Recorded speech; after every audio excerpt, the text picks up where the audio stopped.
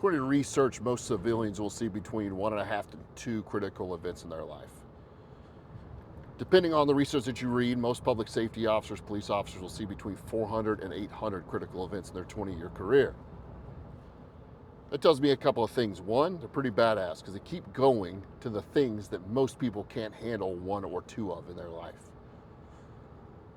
The other thing that it tells me is that it's not the call or the critical event that carries the weight of whether there's going to be PTSD or struggles. So what does? Because if every call, every critical event caused those problems, you'd make it to day 2. Your brain would back you out of this critical situation you keep putting yourself in. So what does matter? Well, I think it's a couple of things. One is, does this call make sense? If you respond to a driver who's hammered, intoxicated, that drove 115 miles an hour, lost control of their car, hit a guardrail, and lost their life, it's sad. You hate it for the family. You hate it for the people it's going to impact, the people that had to see it, the people you have to investigate it. But the call makes sense. There are truly innocent victims out there, victims of horrible people, sometimes known in their own family. Truly innocent victims. How do you make sense of those? How do you make sense of those? I don't know that you always can. You can do the best you can. You can try to help the victim. You can put the bad guy in jail. I don't think you truly make sense of a lot of that. And that's what's going to build up in you.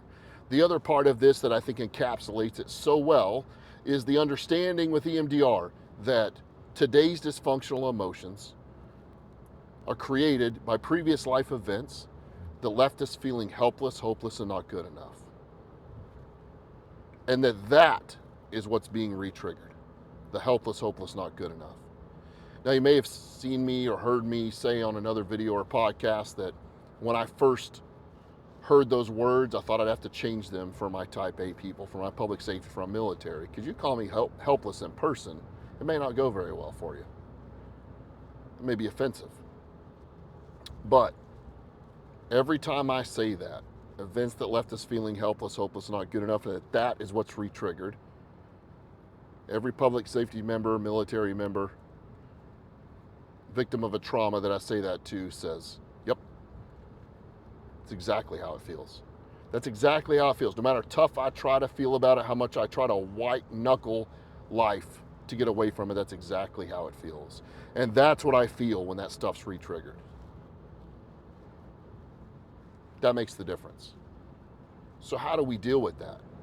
Many of you have heard of this much more popular therapy type, EMDR, immediate desensitization and reprocessing.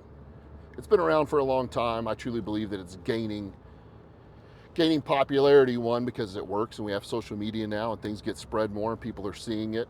There's a lot more research done on how it works, why it's working, who it's working with. It's getting a lot of backing.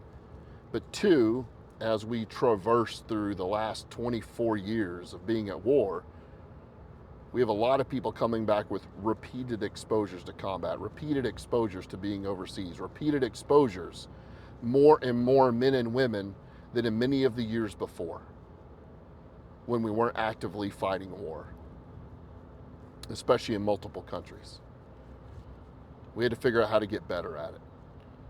So EMDR, although I could spend hours talking about it and likely will over the next videos and videos in the past, videos in the future, EMDR is going to help you process that memory. Because keeping it just all bottled up has served you for a time, but things keep coming up in your life that are letting that out. You have to get that memory processed. And what that processing helps you do is get the overreaction to the emotion out of that helpless, hopeless, and not good enough. You're not going to change the story to be better. We're not going to make bad things good. We're just changing that narrative of helpless, hopeless, and not good enough. Now, some of you may balk at that idea of helpless, hopeless, and not good enough because you say, there's no way I'm those things. I was the toughest man in my unit. I was the toughest woman on my squad. I'm the toughest person you know. I understand what you're saying, Doc, but I'm just not those words. So why do you keep yelling at your kids? Why do you keep pushing your relationships away? Why do you keep drinking so heavily? Because those things are fun? Because that's what a real man does? Or are you covering the fact that being out of control, however slight it may be, leaves you feeling helpless and hopeless and not good enough, just like that critical incident did? That the sights and the smells and the triggers alone will do that.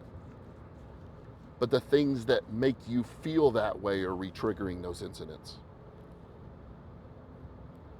That you're helpless and you're hopeless and not good enough is being covered up by anger. I know. How do you think I got that name, the Angry Viking Therapist? I'm very good at anger. I'm not really that adept at depression and anxiety and guilt. I've had those things, but anger, I'm really good at. I'm really good at it. And what I would see over those years as I look back is I used anger to cover up those lesser feelings. Yes, there are sometimes you have to raise your voice. Yes, there's sometimes you have to put people in their place. We're not saying treat everybody like you see it from their side. Their side might be stupid for all I know. I'm not talking about being soft like I said in previous videos. This isn't about being soft. This is about stopping the overreaction. So we have to process that memory. And I'll go into some more videos about the neurobiology of EMDR and the things that we know work, things that we believe that it's doing, things that we can definitely prove through brain scans and science that it's doing. But I can tell you this, if you're not processing those memories, and you don't have to do them all one by one, we don't have to go through every tragic thing that happened in your life or happened overseas or happened in your career, you're going to find there's a very common theme between all of those ones that bother you. That kid that was abused by a family member and you felt like you were completely helpless in getting them out of that situation. That death that occurred right next to you in combat, for the first time you felt helpless and not good enough. That injury that you sustained, which is really you just saying that you're too weak and should have fought harder and should have gone home and should have known that it didn't happen. Should have known how it was going to happen so you could stop it from happening. Helpless, hopeless, not good enough. Sad words. Sad words, and I don't think that you walk around all day feeling that way. But today's dysfunctional emotions are created by previous life events that left us feeling helpless and hopeless and not good enough. And those feelings are being re-triggered by life events today. This is why you scream at your kids. This is why you ruin vacations. This is why you drink too much. This is why you think everybody's an animal. This is why you isolate. This is why you push everybody away and think that you're doing it through bravery and taking it all upon yourself. It's time to change that. It's time to get some help. PTSD makes your brain run like a computer that A has a virus and B has 50 different tabs open at once. You really think you're operating well that way? You really believe that you're taking care of your family that way? You really believe that you're even tactical that way? 50 tabs open at once because you can't focus? If I'm the right guy for the job, please message me, theangryvikingtherapist.com, or on Instagram at Dr. Trevor Wilkins. I'll be glad to talk to you. If I'm not the right guy for the job, I'll be glad to direct you to somebody who is.